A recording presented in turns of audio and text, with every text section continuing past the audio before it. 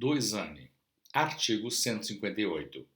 Protocolizado, o pedido será publicado para apresentação de oposição no prazo de 60 dias. Parágrafo 1º. O depositante será intimado da oposição, podendo se manifestar no prazo de 60 dias.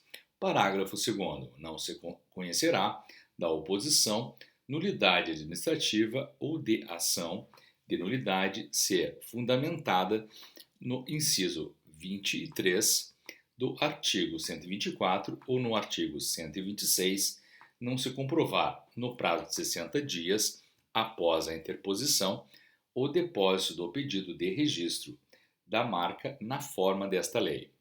Artigo 159. Decorrido o prazo de oposição, ou se interposta esta, findo o prazo de manifestação, será feito o exame, durante o qual poderão ser formuladas exigências, que deverão ser respondidas no prazo de 60 dias. Parágrafo 1º. Não respondida a exigência, o pedido será definitivamente arquivado. Parágrafo 2º. Respondida a exigência, ainda que não cumprida ou contestada a sua formulação, dar-se-á prosseguimento ao exame. Artigo 160.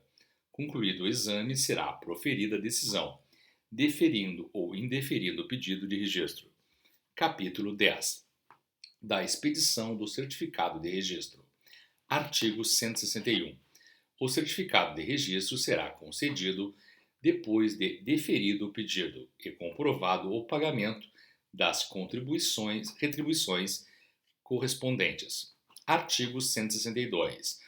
O pagamento das retribuições e sua comprovação relativas à expedição do certificado de registro e ao primeiro decênio de sua vigência deverão ser efetuados no prazo de 60 dias, contados do deferimento. Parágrafo único.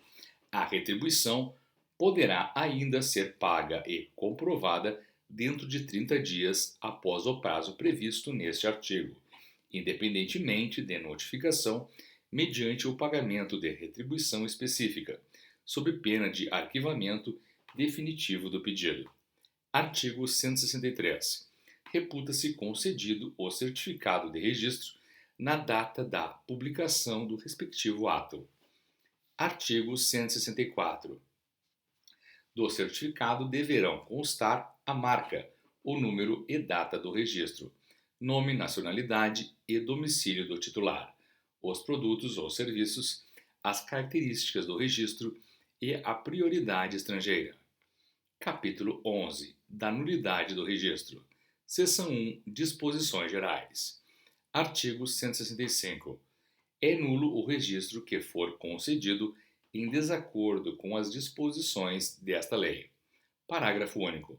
A nulidade do registro poderá ser total ou parcial, sendo condição para a nulidade parcial o fato de a parte subsistente poder ser considerada registrável. Artigo 166. O titular de uma marca registrada em país signatário da Convenção da União de Paris para a proteção de propriedade industrial poderá, alternativamente, reivindicar, através de ação judicial, a adjudicação do registro, nos termos previstos no artigo 6º daquela Convenção. Artigo 167.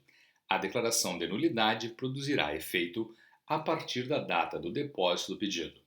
Seção 2 do Processo Administrativo de Nulidade. Artigo 168. A nulidade do registro será declarada administrativamente quando tiver sido concedida com infringência do disposto nesta lei. Artigo 169. O processo de nulidade poderá ser instaurado de ofício ou mediante requerimento de qualquer pessoa com legítimo interesse no prazo de 180 dias, contados da data da expedição do certificado de registro. Artigo 170. O titular será intimado para se manifestar no prazo de 60 dias. Artigo 171. Decorrido o prazo fixado no artigo anterior, mesmo que não apresentada a manifestação, o processo será decidido pelo presidente do INPI, encerrando-se a instância administrativa. Artigo 172. O processo de nulidade prosseguirá ainda que extinto o registro. Seção 3 da ação de nulidade. Artigo 173. A ação de nulidade poderá ser proposta pelo INPI ou por qualquer pessoa com legítimo interesse. Parágrafo único. O juiz poderá, nos autos da ação de nulidade, determinar liminarmente a suspensão dos efeitos do registro e do uso da marca, atendidos os requisitos processuais próprios. Artigo 174. Prescreve em 5 anos a ação para declarar a nulidade do registro, contados da data de sua concessão. Artigo 175. A ação de nulidade do registro será ajuizada no Fórum da Justiça Federal e o INPI, quando não for autor, intervirá no feito. Parágrafo 1º. O prazo para a resposta do réu titular do registro será de 60 dias. Parágrafo 2º. Transitada em julgado a decisão da ação de nulidade, o INPI publicará a anotação para a ciência de terceiros. Título 4 das indicações geográficas. Artigo 176. Constitui indicação geográfica a indicação de procedência ou denominação de origem. Artigo 177. Considera-se indicação de procedência ou nome geográfico de país, cidade, região ou localidade de seu território, que se tenha tornado conhecido como centro de extração, produção ou fabricação de determinado produto ou de prestação de determinado serviço. Artigo 178.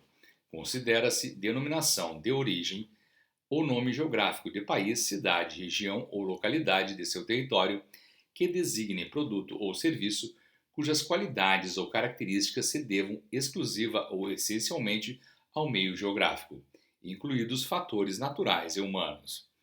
Artigo 179.